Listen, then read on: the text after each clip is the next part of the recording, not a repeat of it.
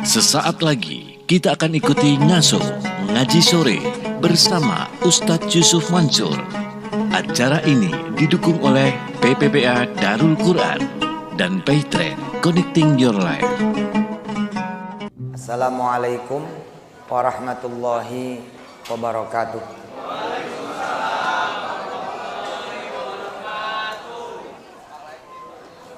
Mari kita baca suratul Fatihah. Mudah-mudahan Allah bikin kajian ini berkah, ada manfaatnya. Al-Fatihah.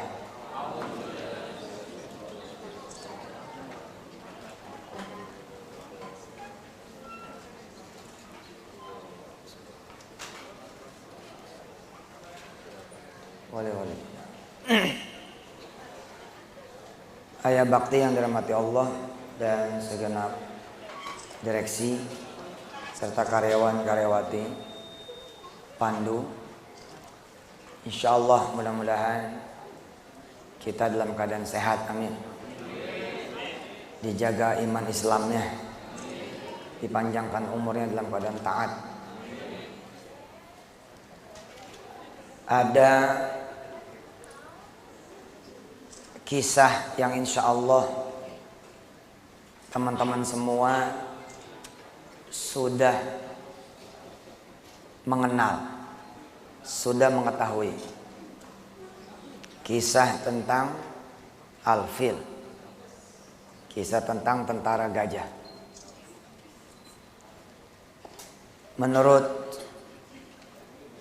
Mushaf Ibnu Mas'ud, insya Allah surah Al-Fil dulu menjadi satu dengan surah Quraisy. Bukan dulu, maksudnya di Mushaf Ibnu Mas'ud ya, itu disatukan. Di Mushaf Utsmani dibedakan. Jadi Al-Fil itu adalah Alam Taro, Quraisy itu adalah Li'ilafi Quraisy. Indonesia kemarin menyaksikan salah satu yang masuk dalam konten debat capres kemarin tuh, itu tentang persenjataan. Iya toh? Alutsista. Ada tank, ada drone. Yang sebenarnya sih buat saya yang menjadi rakyat, kalau judulnya masih beli sama orang, ini nggak lucu gitu. Kalau judulnya masih beli sama orang, nggak lucu. Karena ya jadi nggak ada rahasia lagi negara kita. Wong belinya sama orang kok. Apalagi banyak juga yang kita beli second. Barang bekas pakai orang. Riwayatnya kita nggak paham. Kalau kita beli tank bekas, beli pesawat bekas, bekasnya bekas ngebunuh. Kira-kira itu tank nyawanya berdarah. Ini masalah. Nah, Allah membuka peluang buat kita semua, rakyat Indonesia, untuk memiliki senjata yang tidak dimiliki oleh orang-orang lain. Kita punya peluang untuk mendapatkan senjata super canggih yang gak bakalan ada tandingannya.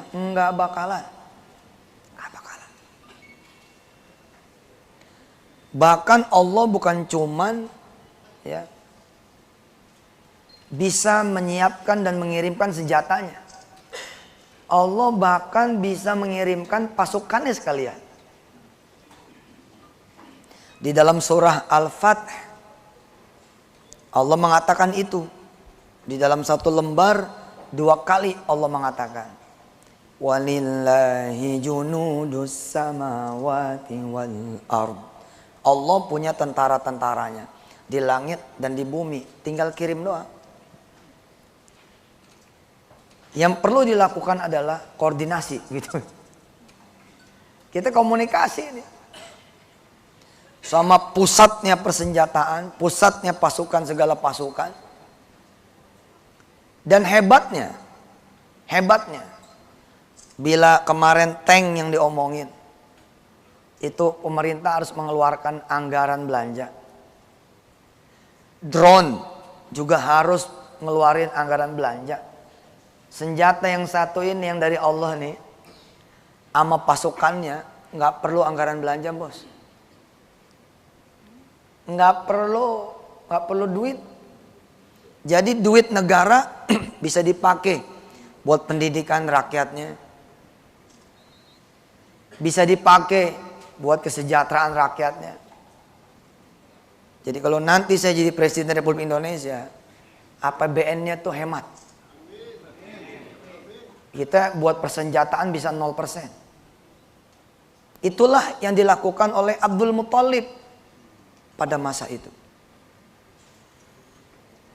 Pasukan Abraha itu adalah pasukan terbaik pada zamannya. Sama kira-kira begitu kurang lebih dalam ukuran yang pasti beda skalanya dengan Fir'aun tatkala melawan Musa. Fir'aun juga adalah raja yang punya pasukan terbaik juga pada zamannya. Lawannya adalah Musa alaihissalatu wassalam. Boleh dibilang nggak punya senjata apa-apa. Abraha lawannya adalah Abdul Muthalib. Suku Quraisy ini imamnya suku-suku. Abdul Muthalib jenderalnya. Tahun itu adalah tahun di mana Nabi Muhammad SAW lahir. Dari Yaman, pasukan bergajah ini kemudian berangkat. Coba kita bayangin ya, ini gajah bukan gajahnya Taman Safari, bos. Ini gajahnya gajah tempur. Dia pakai kemudian kepala besi, bukan cuman yang penunggang gajah saja. Pakai pakaian tempur, tapi si gajah ini pun juga pakai pakaian tempur. Begitu kemudian dia berkemah ya, di luar garis Mekah saat itu. Kalau sekarang kan sudah tambah lebar. Abraha kemudian melakukan serangkaian pesaing. Dia pengen ahlu Makkah nurut sama perintah dia. Dia sebel. Orang kenapa kemudian ibadahnya di Mekah? Karena ada Ka'bah. Dia pengen ke Yaman aja. Abraha bangunin tuh tempat ibadah alternatif. Perdagangan kaum muslimin kan dulu ke jalur sutra. Kemudian ke Syam. Termasuk ke Yaman. Jadi disiapin tuh sama Abraha. Saya alhamdulillah dapat kesempatan menyaksikan sisa-sisa reruntuhannya. Ka'bah alternatif yang dibangun sama Abraha. Dia kasih kesempatan tuh penduduk Makkah untuk dengan sukarela gitu menyatakan diri sami'na wa ata'na sama Abraha. Dan dilakukanlah serangkaian pesaing. Di antaranya Abraha kemudian melakukan perampasan terhadap harta bendanya orang-orang Makkah. Ternak-ternak diambil, barang dagangan diambil. Hingga kemudian terjadilah pertemuan dua pemimpin, Abdul Muthalib dengan Abraha. Langsung di tendanya Abraha. Ketika kemudian Abdul Muthalib punya kesempatan bicara, diketawain sama Abraha. Kenapa diketawain? Karena Abdul Muthalib bilang begini, pulangin ternak-ternak kami. Balikin ternak-ternak kami. Kembaliin apa yang kalian ambil dari negara kami, dari penduduk kami, dari negeri kami. Abraha ketawa. Jadi kamu datang Cuman buat minta dibalikin ternak-ternak yang aku ambil.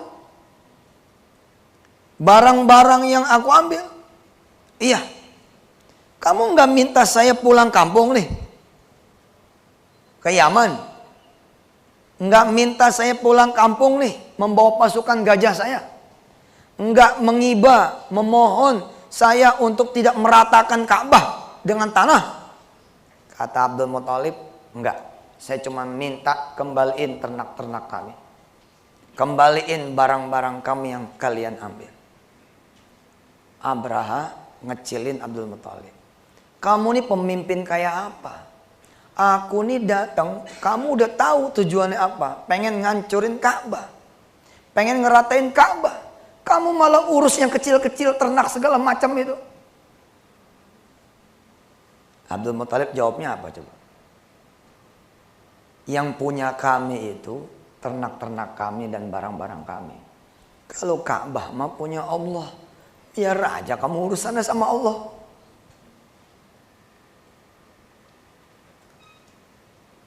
Marah Abraha ini dan kemudian ditinggal oleh Abdul Muthalib. Dalam suatu kesempatan saya cerita ke jamaah. Saya bilang, Abdul Muthalib itu tidak menyuruh anak-anak muda Makkah untuk mengasah pedang, untuk ngeluarin pedang, untuk kemudian melepas ikatan kuda-kuda. Enggak. Yang dilakukan oleh Abdul Muthalib adalah justru penduduk Mekah sarungin pedangnya, ikat kuda kalian, dah nggak usah sibuk, nggak usah ribet, sini ayo kita sujud aja sama yang punya Ka'bah, minta tolong sama dia aja, urusannya biar dia kelarin. Dan kita sama-sama tahu Bapak Ibu yang dirahmati Allah, Allah Karim anta Allah. Ternyata Allah turunkan kan pasukannya dari langit yang namanya Ababil. Dikisahkan Abraha dan seluruh pengikutnya terlalu sombong menyangka gajah itu ada di bawah kendali mereka. Padahal bukan. Gajah dan semua yang ada di langit dan di bumi ada di bawah kendali siapa? Kendali Allah. Kalau kita lawannya nanti nuklir sebagai lambang dari gajah tahun ini, gajahnya abad ini. Kan zaman dulu gajah itu yang paling top. Sekarang yang paling topnya nuklir, tank, rudal, drone, dan lain sebagainya. Kita lihat nih epic yang berikut ini. Subhanallah, cantik, indah. Abraha kemudian memberi komando di perbatasan Mina nih saat itu. Oh sekarang Mina. Berangkat menuju Makkah. Tinggal sejengkal itu kan. Tinggal sejengkal. Yang belum pernah pergi haji siapa? Yang belum pernah pergi haji. Insya Allah. Mudah-mudahan berangkat ke Tanah Suci, amin. Insya Allah bisa tahu Mina, amin. Berangkat. Dilepas sama Abraha. Itu gajah. Kemudian, ya namanya gajah, gajah sebiji aja. Bunyinya udah melengking begitu. Bagaimana lagi ya derunya, debunya dari gajah yang jumlahnya wallahu a'lam bishawab. Ada ulama yang mengatakan ratusan, ada ulama yang mengatakan puluhan, bahkan ada ulama yang mengatakan jumlahnya tidak dikira-kira. Ini gajah nggak bisa maju, nggak bisa maju tuh gajah. Tank yang mengemudikan siapa? Salah. Yang mengemudikan Allah. Rudal yang mencet siapa? Rudal. Wung gitu. Dari 4.000 kilometer jauhnya atau malah dari belasan ribu kilometer jauhnya dari negara-negara muslim dilepas dari negara-negara yang belah sono. Itu yang lepas siapa? Allah Subhanahu wa taala. Jangan sampai salah. Berarti kalau rudal itu emang jatuh ke orang-orang di Afghanistan, jatuh di Palestina, ada maksud Allah. Di antaranya adalah bikin mereka syahid dan masuk surga.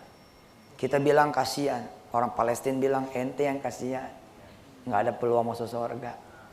Gitu katanya. Kita yang kasihanin mereka kan ya. Apa kata mereka? Ente yang kasihan. Bukan aneh. Aneh sih alhamdulillah masuk surga katanya. Gampang. Begitu ada rudal, alhamdulillah. Ceger. Selesai. Kita ini yang masalah. Ya tentu kita berdoa kepada Allah Subhanahu wa taala. Artinya kalau emang pun jatuh, lah itu udah kehendak Allah jatuhnya. Menjadi ujian juga buat yang lain. Menjadi ujian buat yang lain. Tapi pengendali utamanya Allah.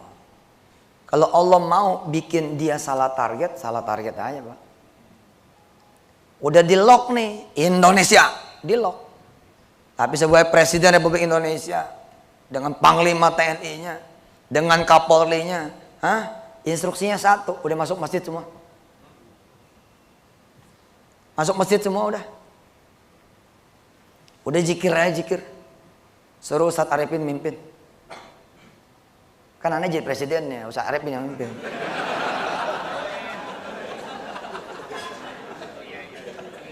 Ayo. Baca Quran. Sholawat. Istighfar. Orang-orang bikin bingung nih orang-orang nih. Ini bagaimana ceritanya nih? Udah mau diserang, malah masuk masjid. Ya terus nanti mau ngapain? 8 anggaran kita 0. Di zaman aneh jadi presiden, aneh jual-jualin malah tanknya. Aneh sedekahin ke Afghanistan. Pesawat-pesawat F-16 apa segala macam, udahlah. Punya juga nggak bakal terbang juga. Nggak ada bensinnya sih. Punya kapal selam 2. Yang satu di Korea Selatan lagi dibenerin. Yang satu kalau nyelam nggak naik lagi. Mau ngandelin apaan? Udah ketahuan nggak punya apa-apa. Abdul Muthalib udah tahu dia nggak punya apa-apa. Yang hebat itu kan justru begini, punya apa-apa menganggap nggak punya apa-apa aja udah di hadapan Allah mah, biar ditolongnya sempurna. Senjata Pangeran Diponegoro apa? Orang Jawa pasti tahu. Senjatanya Imam ya besar saat itu Pangeran Diponegoro itu kendi, wajan air wudhu, itu yang dibawa kemana-mana. Itu senjata aslinya itu. Makanya kemudian jadi air awet muda apa segala macam itu. Sekarang kan ada penyimpangan sejarah. Itu dia. Nanti keanehan terjadi di layar nih makin deket nih, target tinggal 1000 mil, target tinggal 100 mil, hitung mundur countdown 10, 9, 8, 7, 6, 5, 4, 3, 2, 1 di layar. Lalu kemudian di belah sono teriak-teriak, wah yeah, sukses. Padahal kita lagi makan pisang goreng di sini. Kok nggak datang-datang nih nuklirnya ya? Kok atomnya nggak datang-datang, rudalnya nggak datang-datang nih? Karena Allah bisa Pak menciptakan bumi yang sama seperti Indonesia. Seakan-akan target itu berhasil. Padahal kita enggak. Emang bener tuh Gaza hancur beneran?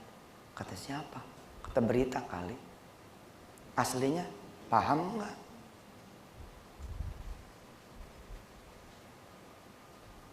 Lah, sutradara Hollywood aja bisa bikin. New York hancur. Patung Liberty roboh. Sebelum roboh dibenerin dulu palanya. Allah lebih bisa lagi kali daripada desainer grafis. Lebih bisa lagi kali daripada pekerja film. Allah bikin di layar mereka semua buminya yang lain. Seakan-akan bumi Indonesia itu hancur. Aslinya nggak tahu dijatuhin di mana sama Allah Subhanahu wa taala. Bisa jadi dijatuhin di laut. Lalu kemudian ada makhluk Allah yang lain yang nangkep gitu. Ustadz kebanyakan nonton film kali ini. Imajinasi kayak begitu. Bos, yang ngajarin kita berimajinasi Allah Subhanahu wa taala. Ente mikir gak sih burung ababil kayak apaan? Itu drone paling canggih, Bos. Nggak pakai awak tuh, Bos. Coba ente mikir.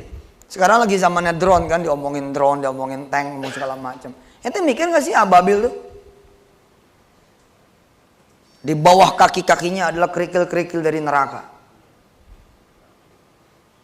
Alam tara kaifa fa'ala rabbuka bi ashabil fil. Alam yaj'al kaidahum fi tadlil wa arsala 'alaihim tayran ababil tarmihim bihijaratin min sijil faj'alahum ka'asfim ma'kul. Ini gajah udah ngasih sinyal sama Abraha. Nggak ada satupun gajah yang bisa melangkahkan kakinya walau seinci, Pak. Walau seinci. Sampai kayak gitu. Tapi anehnya kalau dibelokin ke kanan, balik lagi mau nih gajah. Tapi si penunggangnya berusaha begini. Coba Anda berimajinasi sedikit keadaan saat itu. Deru, debu, langit memerah. Harusnya pada saat itu mestinya Abraha bertobat. Dan saya yakin dia bertobat. Nggak dikisahkan saja di Al-Quran. Tapi nggak diterima tobatnya. Seperti tobatnya Fir'aun ketika sudah ada di dasar laut. Nggak mungkin, Pak, pemandangan itu bukan pemandangan biasa. Sekian banyak pasukan tempur. Gajah tuh dipakai-pakein besi juga kaki-kakinya agar lebih berat lagi ketika kemudian nginjek-nginjek orang. Nggak dipakein besi aja berat, Pak. Bagaimana lagi dipakein besi? Ujung belalainya dikasih racun. Woi, dahsyat itu. Langit memerah, terbuka kemudian langit. Langit terbuka. Ente pernah nggak ngeliat langit terbuka?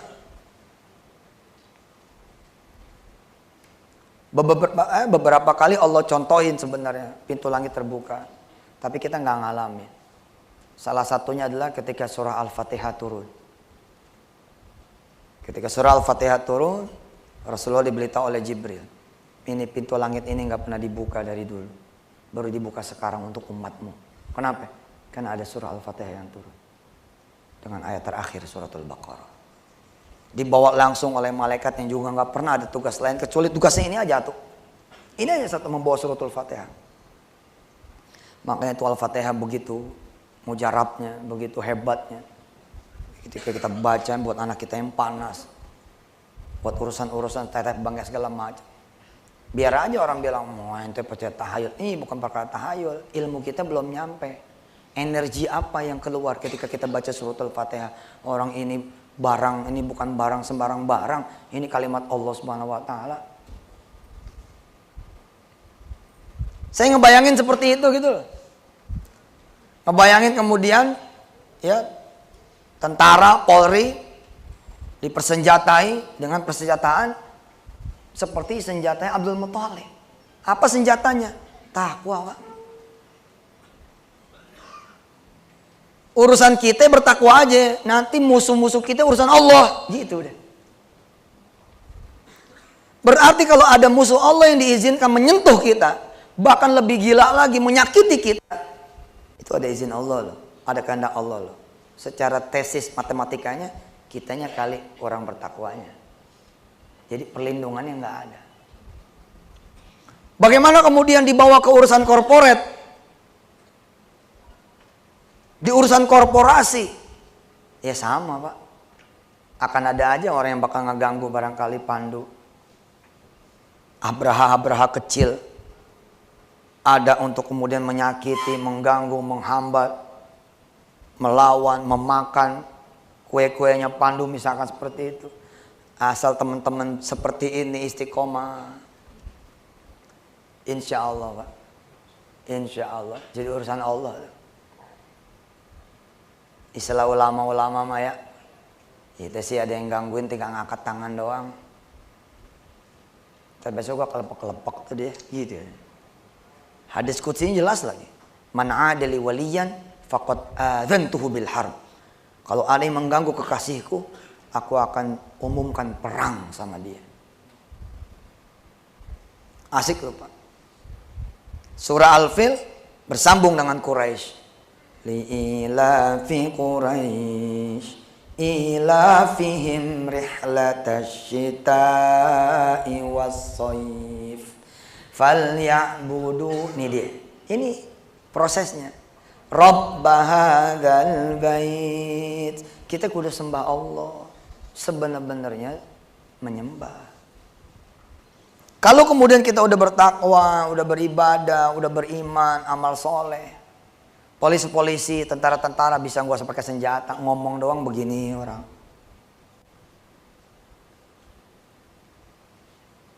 Kapolri tinggal ngomongin di TV doang. Tolong ya besok diberlakukan peraturan seperti ini, seperti ini, seperti ini. Suaranya jadi kayak suara Allah Subhanahu wa taala. Panglima TNI juga bilang begitu. Kamu di perbatasan A, B, C, D, E, F, G. Senjata kamu ini, tasbih sama Quran. Tapi begitu ada gembong narkoba mau masuk, ada macan di sono, patok ular di sono, yang semuanya barangkali pasukan Allah Subhanahu wa taala saja. Wujudnya wujud harimau, wujud macan.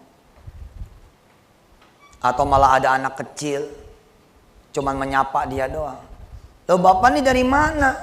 Turun dari perahu, bawa ganja, bawa narkoba-narkoba yang lain. Yang di perahu bingung. Nggak kalah bingungnya sama si anak kecil ini. Anak kecil ini bingung. Loh bapak dari mana? Yang di perahu lebih bingung lagi. Loh kok ada orang di sini? Kamu tinggal di mana deh? Saya tinggal di sini. Nggak mungkin.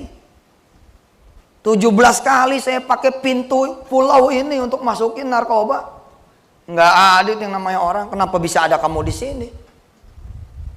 Iya, karena pada saat dia melakukan yang ke-17 kalinya itu, pemimpin daerah di situ belum beriman. Belum soleh, belum beriman. Nah, bapak kan yang ke-18.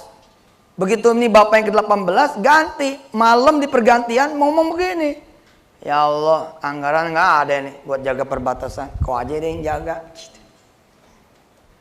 Ya Allah, dengar kabar tapi ya kabar doang, kita nggak bisa juga investigasi. Dari mana kita investigasinya? Dana nggak ada. Lah, kantor polisinya juga orang-orang tuh memang sekelas Polres beneran. Ini karena daerah pengembangan ya Allah. Kantor Polres itu ukurannya polsek. Kan dipaksa tuh buat naik semua. Lurah jadi camat, camat kemudian jadi wali kota karena pemekaran. Jadi si bupati yang terpilih ini, yang ditunjuk menjadi penguasa daerah itu ngangkat tangan doang. Ya Allah, katanya daerah ini pintu gerbangnya narkoba dan barang-barang haram ilegal yang lainnya. Rob, engkau aja yang jaga. Anak kecil itu kelihatannya nggak ngapa-ngapain. Terus anak kecil cuma nanya, Bapak bawa apa ini? Anak kecil pengen tahu aja. Ya udah, terus dia main lagi pasir. Ternyata anak kecil ini membawa virus. Virus itu yang membuat orang ini 10 langkah turun dari perahu didapati meninggal dunia. Baru koran rame. Di keesokan harinya atau di 17 hari berikutnya, ada di 27 hari berikutnya, ditemukan mayat 2 bergelimpangan, 3 mayat bergelimpangan bersama kemudian barang-barang bukti yang disita oleh Mabes Polri Jakarta. Penyebabnya nggak ada yang ketahui, Pak. Saya kasih tahu mente ya, Hollywood aja bisa bikin cerita kayak begini. Bagaimana lagi Allah yang punya cerita? Ibu bersedekah nih pagi hari, Bismillahirrahmanirrahim, sambil ke pasar sedekah. Tiba-tiba pulang anak lecet. Kenapa kamu lecet pulang? Iya tadi Masya Allah, saya ngobrol sama teman-teman, nggak tahu udah di pinggir jalan raya. Ada yang narik ke belakang, ada yang jatuh, tapi ada yang bersyukur. Mobil lewat mah, wus, gitu. Yang narik belum tentu orang. Belum tentu orang yang narik.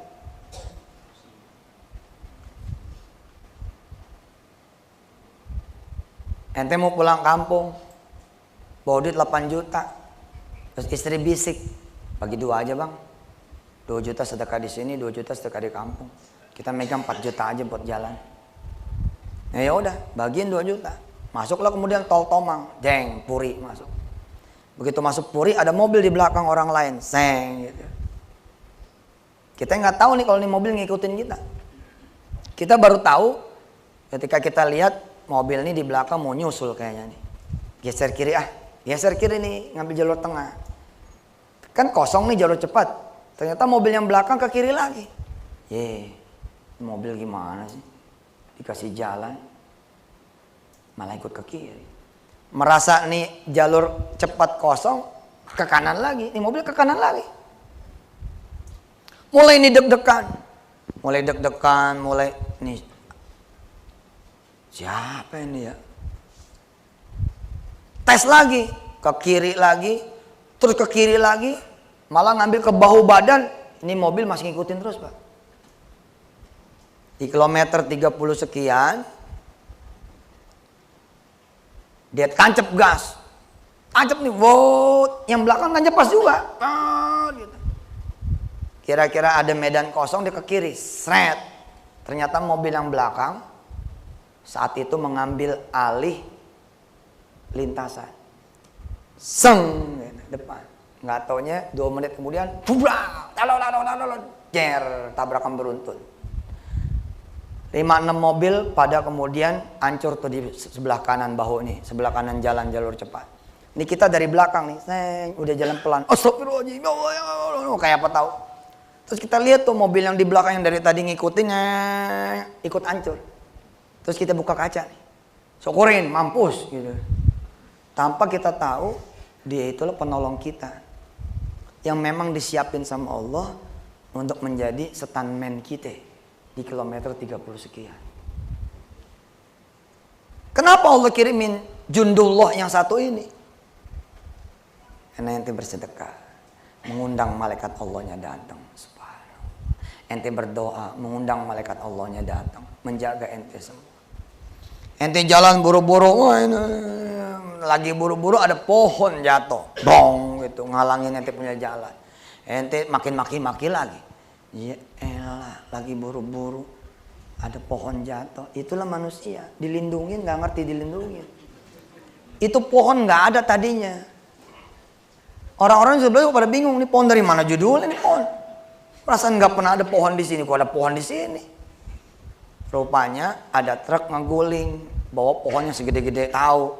Satu pohon jatuh, ngalangin jalan. Nanti Pak, kalau yang di depan udah selesai, takdir Allah catatannya udah berlaku, nanti ada pasukan nih yang ngebersihin pohon. Belum tentu yang ngebersihin pohon ini juga manusia. Bisa jadi ini sekumpulan malaikat-malaikat Allah seperti yang ada di perang Badar. Itu di perang Badar, para sahabat stres bahagia. Bukan stres susah, stres bahagia. Pada cerita ke Rasulullah, aneh nih perang kemarin. Pedang belum dicabut, udah pada mati. Udah pada kegorok, udah pada kayak apa tahu. Sampai kata sahabat begitu ya, gini-gini doang gitu. Karena udah pasti mati gitu.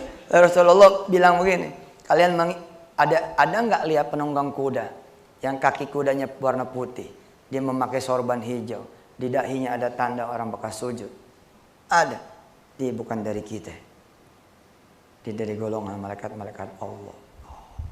Apa berlaku hanya waktu itu doang? Enggak, sekarang juga berlaku. Pelindungan, sebenarnya pelindungan kan Allah ada ajarin, ya ini ketakwaan. Makin kita bertakwa, insya Allah Allah makin akan lindungi. Kakek-kakek rajin banget sholat subuhnya, rajin banget puasa sunnahnya. Kemudian cucunya didatangin teman. Ayo kita usaha aja. Usaha dari mana? Usaha apaan? Kita bikin ini, beli tanah, properti ini. Nah itu kan buat yang modalnya gede. Lu punya modal kok? Ih, punya modal dari mana? Gua nggak kerja, bapak gua udah meninggal, ibu gua ya tukang gado-gado. Ini aja rumah ini, sertifikatnya kasih gua, ntar gua yang masukin ke bank. Ya ente ngomong dah sama kakek aneh deh. Dia ngomong nih sama kakeknya, kek ini ada temen nih mau ngajakin bisnis, sertifikat pinjam katanya. Si kakek diceritain tentang keuntungan bisnis. Masya Allah, iya bagus nih, bagus. Ya udah deh, oke. Nanti pakai pinjemin sertifikat. Tapi aman gak nih? Aman kek. Kalaupun kenapa-napa kan nanti sertifikatnya kita beli, ya kakek pegang aja. Oh begitu ya dah. Si kakek nunggu neneknya, nunggu istrinya. Begitu istrinya pulang, diajak ngomong, istri setuju. Sebelum nyari sertifikat di istikharah. Saat istikharah, ini ada cucu didatengin teman, baik apa enggak, bagus apa enggak, jelek apa enggak. Kalau emang bagus, baik, benar, mudahin. Kalau emang sulit, bikin susah. Udah. Habis itu buka lemari. Mana ya? Mana sertifikatnya? Di mana naruhnya? Lah di mana lagi, di situ lah. Wah deh, coba lu cari. Cari. Satu rumah diubek-ubek. Ah ketemu. Si temennya datang lagi. Gimana kek? Udah janji sama orang bang. Udah dicari, nggak ada. Wah, terus gimana? Ya, terus cari dulu, mungkin di tangan cucu saya kali apa di mana? Nggak ketemu Ji, nggak ketemu. 3 hari berlalu, dengar kabar ditangkap Mabes. Ternyata dia penipu. Abis ditangkap, si kakek salin, pengen ke masjid. Begitu buka lemari, innalillahi, sertifikat ada. Kemarin kemana aja? Ada malaikat tuh. Dia mengcover sedikit jadi koran nih. Alam Taro sama Quraisy bukan cerita. Kalau cuma cerita Pak, habis kita dapat ceritanya hapus aja. Kan cuma cerita. Udah tahu kok. Ya udah tahu hapus aja. Ini bukan cerita. Wa tilkal ayyamu nudawiluha bainan nas. Hari-hari itu akan senantiasa ditunjukkan, diputar, diberlakukan, dihadirkan kepada kalian manusia-manusia. Asal apa? Asal kemudian kita beriman, bertakwa, beramal soleh. Jadi sebaik-baiknya untuk menjaga negeri kita ini, senjata bukan? Senjata bukan? Bukan, Ji. Bukan. Saya emang gak percaya ada yang menang lawan negara muslim. Gak percaya. Kecuali itu berita. Asli berita doang. Gak percaya saya. Ini namanya juga berita. Orang Amerika lawan Rambo aja kalah. Lawan 1 orang loh Pak. Lawan 1 orang. Pasukan pada nyari cuma 1 orang doang. Ya, film doang. Vietnam sama Rambo acak-acakan itu. Film doang. Aslinya Vietnam mah gak apa-apa tuh. Itu Vietnam bos. Agak ada Tuhannya. Dan bagaimana lagi cerita Afghanistan, suku Kurdi dan lain-lain sebagainya. Mereka mah hancur karena perseteruan antara mereka sendiri. Bukan sama musuh yang lain. Jadi senjata apa yang paling hebat ya ngancurin orang-orang Arab? Bukan nuklir. Bukan rudal, bukan tank, bukan drone. Enggak. Persaudaraan di antara mereka hilang. Itu yang membuat mereka menjadi bisa binasa. Selagi enggak bakalan. Maka Indonesia juga begitu. Jaga aja persaudaraan yang benar. Insyaallah. Bertakwa aja udah semua. Sebagai Presiden Republik Indonesia, saya menyeru saudara-saudara semua tidur. Udah jam 10 nih, ayo tidur. Supaya kita bangun malam nih 2:30 ntar. Udah, jangan terlalu banyak sibuk. Biasa aja jadi orang mah gitu. Terus saya muncul lagi jam 6:30. Jangan lupa ya, sholat duha. Udah kerjaan saya jadi presiden begitu aja ntar. Jam 12 live ajan langsung dari istana presiden, disiarkan langsung ke seantero negeri. Itu aja udah. Mimpin doa gitu-gitu aja. Tapi lihat nanti, buktiin. Kasih kesempatan ya kan untuk membuktikan bahwa dengan Islam benar-benar jadi. Dan sederhana Pak. Habis sholat duha saya mimpin zikir pagi. Bismillahilladzi Indonesia. Bismillahilladzi. Ayo coba ikutin. La yalurru ma'asmihi syai'un fil ardi wala fis samai wa huwas samiul alim. 10 menit saya pimpin nih untuk zikir pagi. Allah udah bilang gak akan ada yang bisa ganggu. Kalau ente rajin zikir pagi gak ada yang bisa ganggu. Yang meriwayatkan hadis salah satunya tentang bismillahirrahmanirrahim itu Abban namanya. Abban itu ngomong kepada teman-temannya, sahabat-sahabat Nabi yang lain yang tidak tahu hadis ini. Nih Nabi ngajarin ini, baca. Nggak ada yang bisa ngeganggu. Langit, bumi, nggak ada yang bisa ngeganggu tuh makhluknya. Manusia, binatang, semua nggak ada yang bisa ngeganggu. Di darat, laut, udara, nggak ada yang bisa ngeganggu. Nih baca 3 kali pagi, 3 kali sore. Takdir Allah, tiba-tiba Abban lumpuh. Karena digigit binatang. Padahal Abban juga membawa riwayat. Ada sekelompok kalajengking. Kalau nggak mau tuh digigit sama tuh kalajengking, gampang katanya. Gimana? Baca aja bismillahirrahmanirrahim. Tapi bacanya pagi dan sore. Jadi kalau ente ada di siang hari, itu di tengah perjalanan depan nih ada kawanan kalajengking buas. Jangan langsung jalan. Tunggu menjelang sore. Begitu sore baca bismillahirrahmanirrahim. Ma'asmi syai'un fil ardi wala fis sama wa huwas samiul alim. Terus jalan dah. Nggak bakal ada satu kalajengking buas yang diizinkan Allah menggigit kita. Jangan dijajal nih hadis. Resiko tanggung sendiri. Ya kalau kurang-kurang iman masalah juga gitu kan. Lah tiba-tiba Abban lumpuh terkena gigitan ya binatang buas. Lalu sahabat-sahabat yang jadi muridnya Abban pada nanya sama Abban, Abban, katanya kalau baca zikir itu nggak bakalan digigit binatang buas. Abban bilang begini, demi Allah, pada saat malam saya digigit sama binatang itu, saya sorenya lupa baca bismillahirrahmanirrahim. Lah bagaimana kita? Tiap sore lupanya, tiap pagi lupanya. Subhanallah. Udah begitu aja, itu senjata paling hebat udah. Senjata paling hebat. Insya Allah. Dan Allah nih asli Pak. Ini bukan dongeng loh. Saya punya temen itu. Orang Telkomsel. Kayaknya udah kecil banget bakalan dapat hadiah pergi haji dari Telkomsel. Tapi ini orang dikenal sama kantornya orang baik. Suka sedekah apa segala macam. Lolos. Tinggal 50 besar apa berapa begitu? Ini kan satu Telkomsel nih, se-Indonesia. Verifikasi terakhir Pak. Jadi si perusahaan ini kemudian ngirim orang untuk nyari tahu orang ini orang baik atau tidak. Ukurannya adalah yang ditanya tetangganya Pak. Nah, si Fitri namanya dengan suaminya disurvei. Disurvei nih, nanya tetangga kanan kiri, nanya masjid. Kemudian begitu sholat masjid, ditegur sama yang jaga masjid. Ini nggak pernah saya lihat nih orangnya. Orang mana gitu. Oh saya dari luar gitu. Ada perlu apa? Oh mau nanya tentang si Fulan sama Fulana. Oh iya dia tuh baik, diceritain begini begitu diceritain. Akhirnya kemudian keluarlah verifikasi terakhir, resultnya bagus. Jadi Fitri dan suaminya lolos.